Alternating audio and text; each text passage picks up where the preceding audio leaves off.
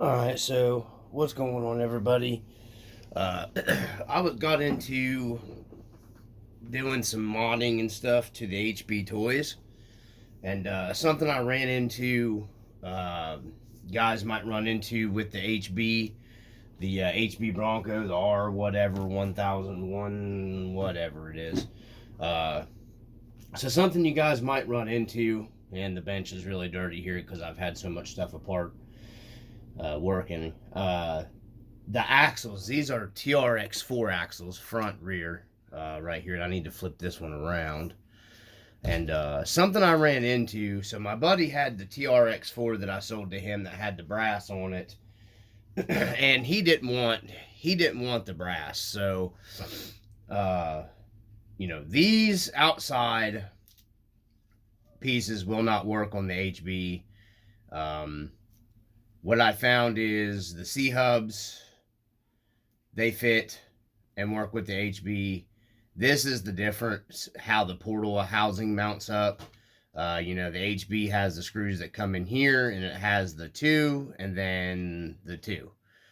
And it doesn't have this bottom one, and it doesn't have. That's the main difference with the HBs is the portal housings. You can take these whole things out and swap them.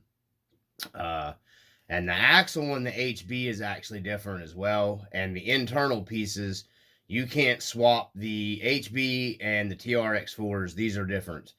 So the HB will accept a regular kind of standard hex where your TRX4 uses, which I fixed this for you, brother. I got that out. I drilled that out for you and retapped it, and we got a grub screw in here so you can reuse those hexes. So I got that, took forever. I went through like 4 drill bits. But something I ran into, something else that's different with these, because I was dealing them out, because I have some other TRX4s here, and personally myself, I like to have a little brass down low, especially on like an SUV body. The only way I found to really get, you can dial the suspension all you want, but if you've got one of those heavier SUV bodies, sorry, coffee. If you've got one of those heavier SUV bodies, then the only way I've found to actually counteract is one, either hack the body all to crap, or take that SUV body, or leave the SUV body alone, and you can only lower it so far, so you're going to have some kind of weight added to counteract the extra weight, a pendulum swings left and right, you know what I mean? Like momentum. So you're going to have some weight down low to counteract, which I like SUV bodies. Truck bodies, I like them all, but I like the cool Blazers and the Broncos, because it's different than what everybody else is running with. It's still got a scale aspect to it to me. Anybody can slap a hacked all the shit and a pinched or bopped body to a truck that's super lightweight, and then of course it'll do better. Making an SUV do stuff that it shouldn't be doing, now that's the cool stuff to me. So anyhow, back into it, we had the mounts here. The HB toys, I noticed I had it in a pretty bad bind. I'll go ahead and say that. And I had a really overpowered servo in that HB Toys, taking it out and running it, because the servo that I had in there just was not going to... the factory servo was just... any added weight at all, just in Jora inserts in it, that servo that comes in it, it just kills it. So what I ended up doing was I put a lot higher powered servo in it, and I got one of the wheels stuck down, which is my fault, between the rock and a tree, and I was trying to get myself worked out of it being lazy instead of just reaching down and picking up the truck. Because that reefing and, anyhow, that's what breaks stuff, being lazy. Just reach down and get the truck. But the C-hub over here, this is the TRX4 one. This is the C-hub off the HB Toys. It's basically just the same C-hub. It didn't break it, but I could watch this thing twisting under power. Of course, I've got that you know, outrunner in there, 1800 whatever kV, and it's got some smoke to it. It's got some power added with the servo twisting and being bound up. I could see this totally twisting. It didn't break, surprisingly. I figured it would break, but it didn't break. But you could see this thing actually twisting under power. It was bowing up. It's even hard to get it to twist my fingers, so I had that thing in a bind. And I thought, man, that's you know, running the higher powered servo stuff, which I needed it because, you know, I added weight to it, and, you know, even if I just had a 40 kg servo in there and you got enough of a bind, I'm sure a 40 kg would, you know, snap it. So, not snap it probably, but eventually it would break something. But, so I thought to myself, well, my buddy has those Trx4 axles out there, and I knew it had the bearinged, which is the ones I like, the bearinged C-hubs. So I got a hold of him, was working a deal with him to get the you know, C-hubs off of it, because that HB Toys needed a little extra weight, and that, you know, of course the brass is heavier duty, so I'm not going to have to worry about it snapping the brass off. You know, it'll just transfer the power somewhere else. Yes, I know that, but it is what it is. I needed the brass for the extra weight, so it had these on here. And I put the C-hubs on the Bronco, and yes, it was an actual big improvement with the Bronco running that extra brass on the front. But I thought it had the Treo panhard mount on it. This is the plastic panhard mount for a Trx4. So I thought, man,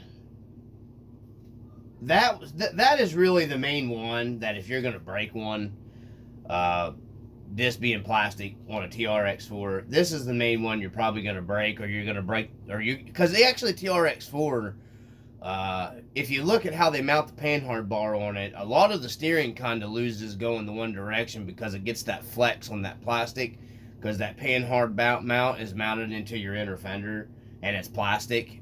I wish they'd have made that like a two-piece design. And there's other companies out there you can buy that's aftermarket that you can chop that on the inner fender and bolt the aluminum one to your frame rail, and do away with all that plastic nonsense on that, because this is one part that definitely needs to be aluminum, in my opinion. Aluminum or brass. Same way with the one that mounts, like I said, to the inner fender.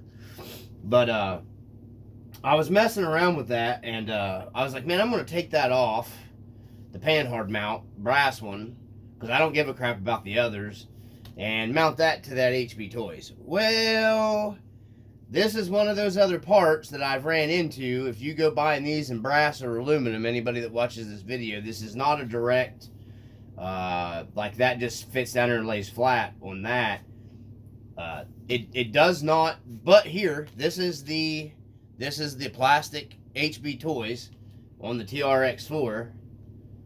You know, goes on there and clips on, but you'll see that extra gap right here. Let me get it up on there. If the camera will pick it up, if I can get it to focus, if I can get that to kind of lay down in where it's supposed to be. Flop down on there before.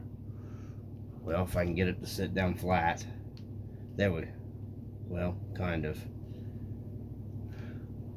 You see that gap right there? Maybe, I don't know if the camera's picking it up. There's a gap right here. I don't know if I can get the camera to pick it up and show it. Everything's in the way. Anyhow, there's a gap where this mounts onto that, right here between the mount, the housing, and the panhard bar mount. And what they've done is, with the HB housing, this little cutout spot is what I'm talking about. There, this piece right here. This is inset way deeper than the Trx4. Little Dungeon Master's down here behind the camera if you hear her breathing. This is cut out shallow on the Trx4. So when I took the brass one and tried to put it on the HB, you either have to modify your axle housing on the HB, or you have to go in here on the brass or aluminum or plastic, whatever you're doing, and you're going to have to cut this out. I just went ahead and took my Dremel with a very slow speed battery Dremel, low power, and just trimmed the axle housing down. Okay. And just trim this little piece down right here to where it was about the same height as the Trx4, and the brass one. Go ahead. I'll be out in a minute. I just went ahead and just trimmed that down, and the brass one it bolted right to it. So that's just a little something you guys might run into. I mean, I don't know. I'm just putting the information out there. The brass panhard and these mounts, this one's different as well, because this is the other brass one I left on the axle. It doesn't work. It's the same difference. The cutouts that they've done here on the little pieces on the side. I don't get the camera to focus for me. It's not working with me at all today. There it is. These little cutouts right here. The slice, the half moon thing. Right there. It's they're all cut different. So you're gonna have to modify one part or the other, you know, to put them on there, because they're supposed to set flat like that right there. And they don't. They sit at an angle when you try to, you know, screw them down.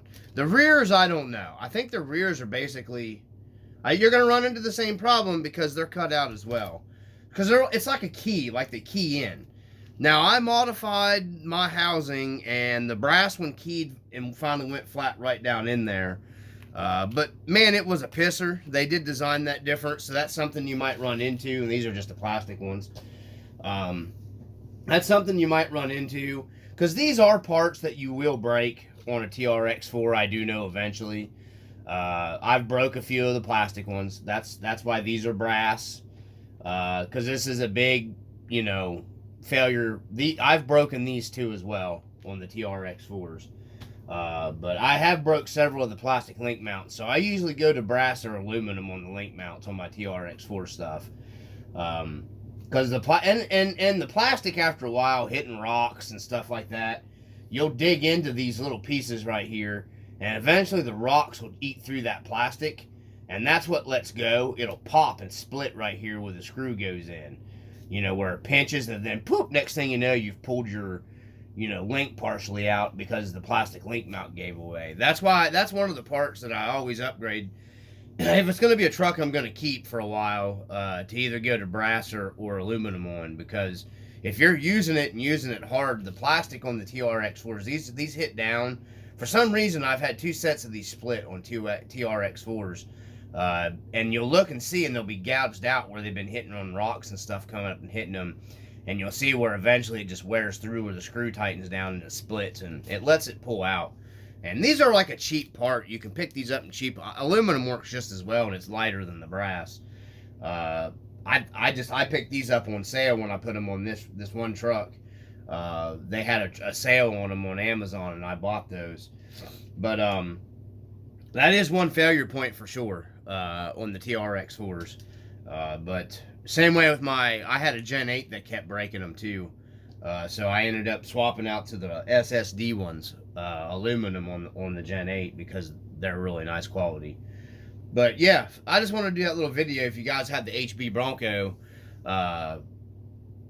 that's going to be an issue you're going to have to deal with, and that's how I dealt with it, was just modifying the axle housing. And I did take and come up in here, and I did kind of trim this out a little bit, you know, just a little bit with my little rotary bit, and just a little bit of the brass. That way it would sit down and still key in real flat, because you want that to key in and lock still. You just don't want to come in here and cut that flat and rely on your screws to hold you.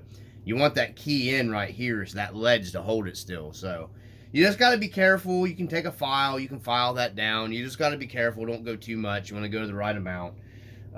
You'll know, just you do a little bit, check it, do a little bit, check it, do a little bit, check it.